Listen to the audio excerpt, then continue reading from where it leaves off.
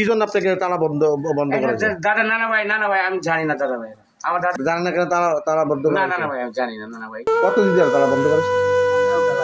কালকার সন্ধ্যার সময় করে। এই খাবার দেখে? খাবার আল্লাহ দেয় আমাকে, মানুষ টানুষ দেয়, আল্লাহ খাওয়াই, আমার খাইলে খাই না খেলে নেই। আমি এই জানতে চাচ্ছি আপনার কাছে যে আজকে বারচরে যে জাহাঙ্গীর নামের যে একটি লোক তাকে শিকল দিয়ে বেঁধে রাখছে, তো এইটা কারণটা কি, কেন তাকে বেঁধে রাখা হলো?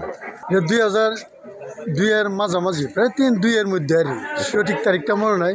মাগরিবের সময় তার বউর একবারই দিয়া মাথা ফাটাইলেছে সাফল দিয়া। তখন তারা পুলিশ অ্যারেস্ট করে নিয়ে গেল। এলাকার গণ্যমান্য যারা লোক ছিল 4-5 জনের মামলাতে আসামিরা দিল। সবাই সাক্ষী প্রমাণ নিয়ে সবাই নাম কাটাইয়া তার বউ সে মারছে, এই 200 গিরা তারা জেলে ফাটাই দেয়। কত বছর জেল কাটছে?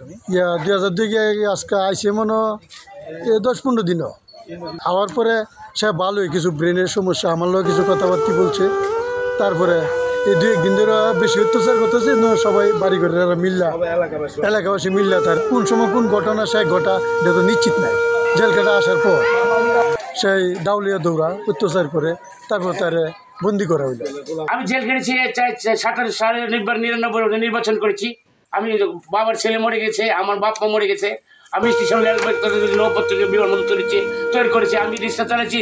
আমার মা বোনের ইজ্জত মেরেছে মানুষে, আমার মার গোষ্ঠী, আমার তারের নানা, আমার নানা, বড় নানা, মেজো নানা, সেজন্য না নানার লগে আমরা খেলাধুলা করছি, ফুটবল খেলেছি। আমি জাহাঙ্গীর আর খেলাধুলা টেলিভিশনে খেলেছি, বিহার বন্দর বানিয়েছি, বন্দর থানা, লেলপথ নপথ, আমাদের দেশকে বাদ চোরা ভাত খাবো, আমরা ভাত খাবো।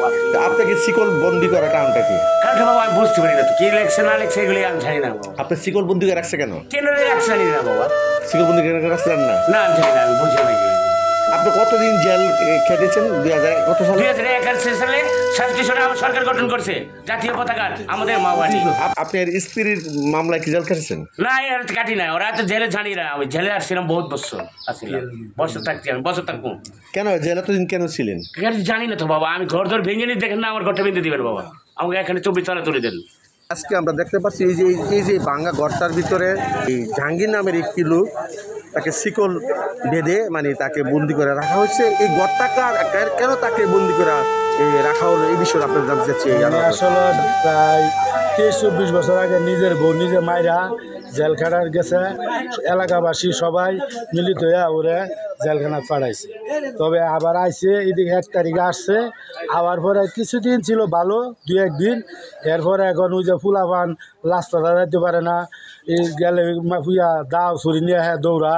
এবারে এলাকারবাসীর লোক সবাই এখন কালকা সন্ধ্যায় হেরা শিকল দিয়া বান্ধা হয়েছে। এবারে আমার ঘরে গিয়া হুইয়াতে হ্যাঁ অলঙ্গ হইয়া নেংডে। এবারে আমার এক ভাইয়ের ঘরে, বড় ভাইয়ের ঘরে গিয়া কালকা দুপুরে নেংডে অলঙ্গ হুইয়াতে।